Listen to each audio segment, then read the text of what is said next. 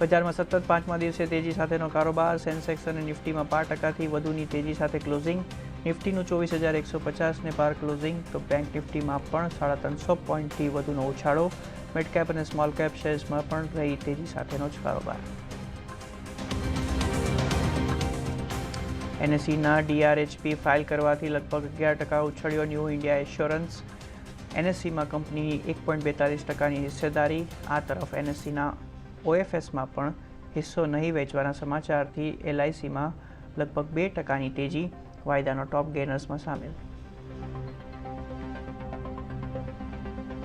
15 જુલાઈથી યુકેની સાથે એફટીએ લાગુ થવાના સમાચારથી ટેક્સટાઇલ શેર્સમાં તેજી. એગ્રીમેન્ટ હેઠળ યુકે ભારતના ટેક્સટાઇલ, ગાર્મેન્ટ, કેમિકલ પ્રોડક્ટ પર નહીં લગાવશે કોઈ ડ્યુટી, જ્યારે ભારત યુકેની વિસ્કી, ઓટોમોબાઇલ્સ પર ઘટાડશે ટેક્સ. અમેરિકા અને ઈરાનની વચ્ચે થયો સમજૂતી કરાર. એમઓયુ પર ટ્રમ્પ અને ઈરાનના રાષ્ટ્રપતિ પેઝેશ્કિયને કર્યા હસ્તાક્ષર. બંને દેશોની વચ્ચે અંતિમ કરાર માટે આગળ વધશે વાતચીત.